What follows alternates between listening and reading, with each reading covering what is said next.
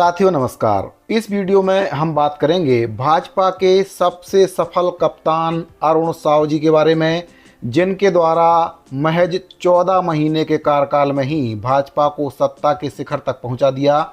आपको बता दें कि विधानसभा चुनाव से महज 14 महीने पहले ही भारतीय जनता पार्टी ने छत्तीसगढ़ अध्यक्ष के तौर पर जब अरुण साव जी को कमान सौंपी थी, तब पार्टी कार्यकर्ता काफ़ी निराश थे और निराशा के गर्त में डूबे हुए थे।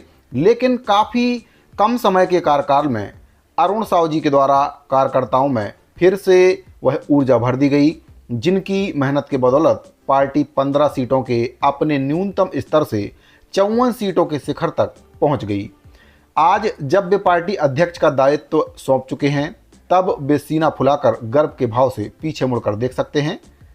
छत्तीसगढ़ गठन के बाद से प्रदेश भाजपा की कमान 6 नेताओं ने संभाली है, जिसमें पार्टी अध्यक्ष का दारोमदार सबसे पहले डॉक्टर रमन सिंह जी ने संभाला था।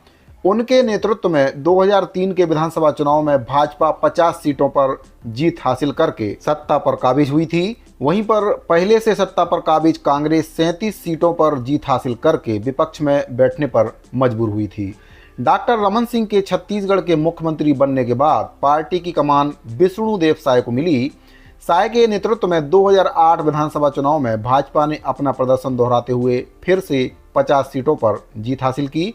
लेकिन अब की बार पार्टी का जो वोट प्रतिशत है बढ़कर 39.26 से 40.33% पर पहुंच गया। विष्णुदेव साय के बाद छत्तीसगढ़ भाजपा की कमान राम सेवक पैकरा को मिली। पैकरा के नेतृत्व में पार्टी ने 2013 का चुनाव लड़ा और इस बार पार्टी की सीट कम हुई, लेकिन वोट प्रतिशत में बढ़ोतरी हो गई।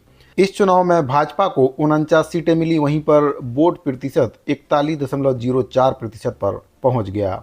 राम सेवक पैकरा के बाद पार्टी आलाकमान ने प्रदेश की जिम्मेदारी धर्मलाल कौशिक को सौंप दी। कौशिक के नेतृत्व में 2018 के चुनाव में उतरी पार्टी को करारी हार का सामना करना पड़ा। भाजपा की सीटें एक झटके में 49 से घटकर 15 पर पहुंच गईं।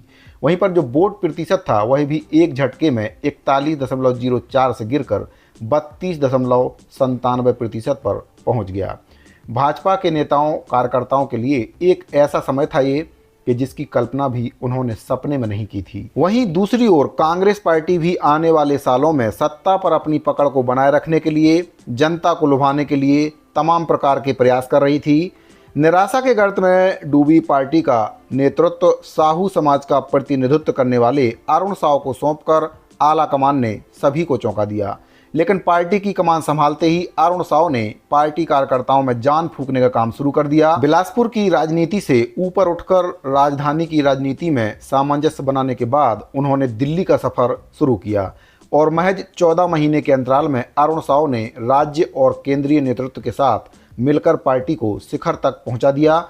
2023 विधानसभा चुनाव में न केवल भाजपा को 54 सीटों पर ऐतिहासिक जीत दिलाई, बल्कि वोट प्रतिशत को भी 46.27% के ऐतिहासिक स्तर पर वे लेकर गए। आज पार्टी की कमान किरण सिंह देव को सौंप चुके अरुण साव गर्व के भाव से पीछे मुड़कर देख सकते हैं। तो इस ऐतिहासिक जीत का जो श्रेय जाता है केवल और केवल अरुण साव जी के लिए जाता है। साथियों, अगर आपको ये जानकारी अच्छी लगी हो तो वीडियो को लाइक कर दीजिए, अपने साथियों को शेयर कर दीजिए। मिलते हैं अगली वीडियो में एक और महत्वपूर्ण जानकारी के साथ। अभी के लिए दीजिए इजाजत। जय छत्तीसगढ़।